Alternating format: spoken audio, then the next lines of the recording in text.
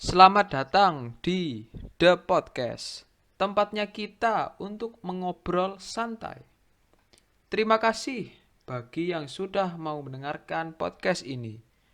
Here we go. Ada yang tahu Kak jenis-jenis bencana non alam?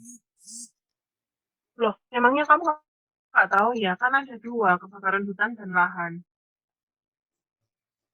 Selain itu juga ada yang lain.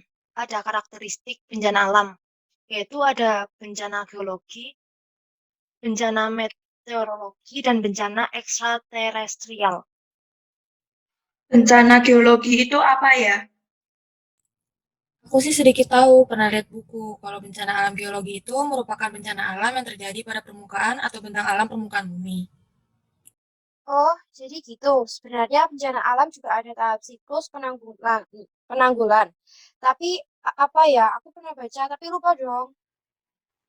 Aku tahu Dre, kalau tahapnya itu ada tahap pencegahan dan mitigasi, tahap kesiapsiagaan dan juga tahap tanggap darurat. Dan juga ada lagi tahap rehabilitasi dan rekonstruksi. Selain itu, kita juga harus tahu gempa di Indonesia juga rawan terhadap gempa tektonik. Itu sangat membahayakan.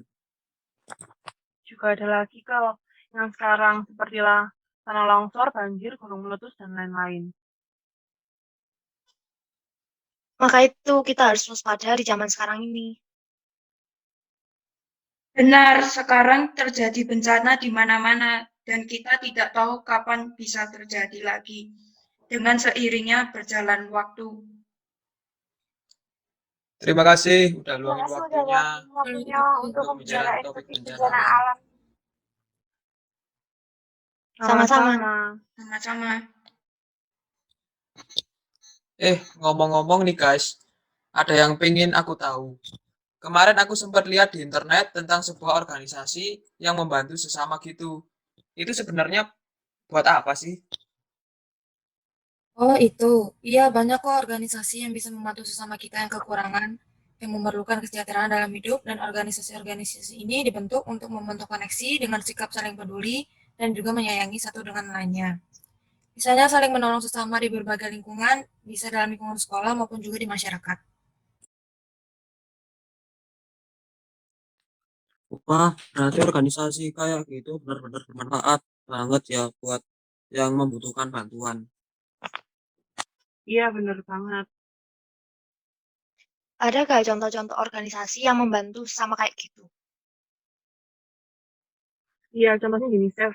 Dan UNICEF ini sebuah organisasi PBB yang memberikan bantuan kemanusiaan dan perkembangan kesejahteraan jangka panjang pada anak-anak dan ibunya di negara-negara berkembang. Wah, benar-benar bermanfaat dan membantu banget ya organisasi-organisasi seperti UNICEF ini untuk sesama kita. Iya benar. Oh iya guys, kalian tahu nggak kerajaan-kerajaan maritim di Indonesia pada waktu masa Islam? Aku tahu, contohnya Samudra Pasai. Wah, kalau itu sih jelas dong. Iya, jelasin dong. Jadi, Samudra Pasai itu pulau Sabang yang terletaknya di Aceh. Samudra Pasai ini kerajaan pertama di Nusantara yang berdiri pada tahun 1128, yang letaknya di pantai timur Sumatera.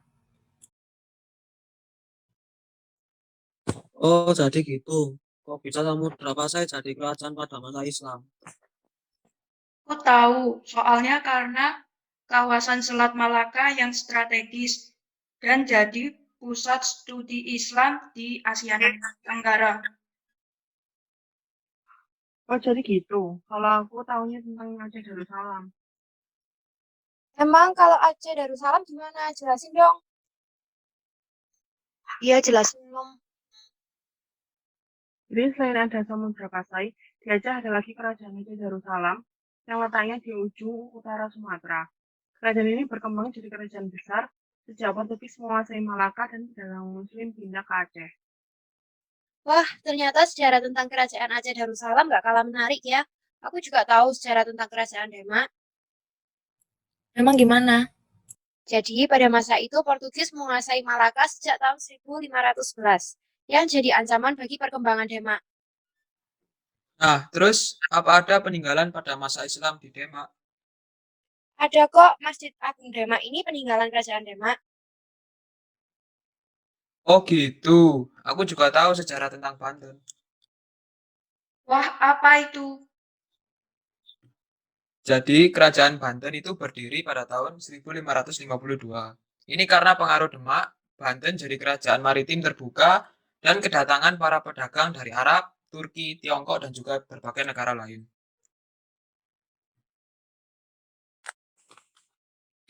Komoditas pentingnya sama nih.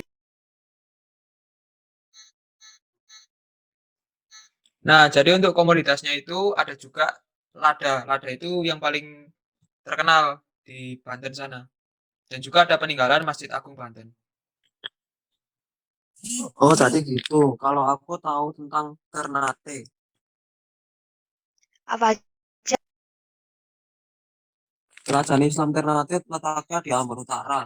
Dan Ternate adalah pemasok cengkeh untuk pedagang Jawa, Banten, Makassar, dan Bugis. Kalau aku tahu tentang Gotalo. Jadi Gotalo berawal dari penyatuan 9 distrik yang disebut Bate Selapang oleh Pancalaya. Goa dengan Somba Opu sebagai pelabuhannya adalah kerajaan dagang yang kuat. Kerajaan ini memperdagangkan rempah-rempah untuk ditukarkan dengan komoditas dari Jawa dan Melaka. Oh gitu, aku juga mau nambahin nih. Jadi ada peninggalan yang masih ada sampai sekarang. Contohnya seperti bahasa Melayu, masjid, menara, seni ukir, aksara, sastra, dan juga kalender.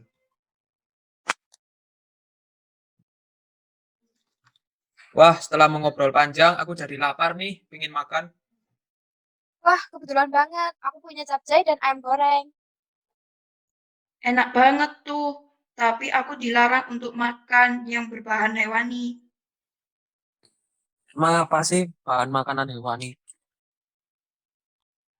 Dan makan hewani adalah bahan pangan yang berasal dari hewan. Contohnya daging ayam, daging kambing, susu, telur, dan bahan pangan. Dan pangan hewani juga kaya akan sumber karbohidrat, vitamin, protein, dan lemak. Oh, seperti itu. Berarti bahan pangan nabati berasal dari tumbuh-tumbuhan. Ya, betul sekali. Dan bahan pangan nabati kaya akan sumber protein dan juga lemak. Ngomongin capcay sama ayam, kira-kira bagaimana ya teknik memasaknya? Aku sering melihat mamaku memasak capcay. Menurutku itu termasuk dalam braising karena mamaku menumis sayurnya dan memasukkan. Guys, kalian kangen gak sih sama konser-konser musik? Iya dong, aku kan banget masa-masa itu. Iya sama. Sayang di tahun ini kita masih belum bisa lihat konser karena kondisi masih pandemi seperti ini.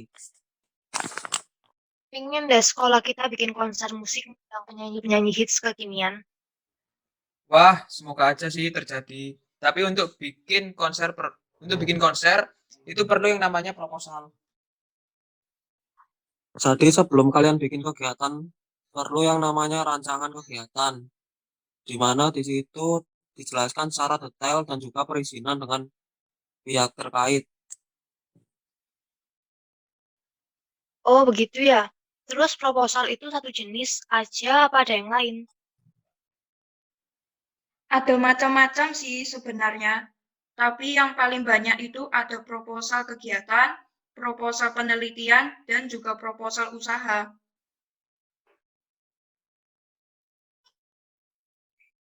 Oh gitu ya? Wah, mamaku sebentar lagi mau usaha makanan kekinian nih. Apa perlu ya bikin proposal? Ya perlu banget sih, proposal usaha sih paling cocok. Kakakku juga habis buat obat alternatif dari tumbuhan loh. Berarti perlu proposal penelitian nggak sih biar makin dikenal? Iya dong, perlu banget. Oke deh, berarti kalau mau melakukan sesuatu kegiatan yang besar dan terorganisir, perlu adanya proposal sehingga dapat dengan jelas dipertanggungjawabkan. Ya, tepat sekali.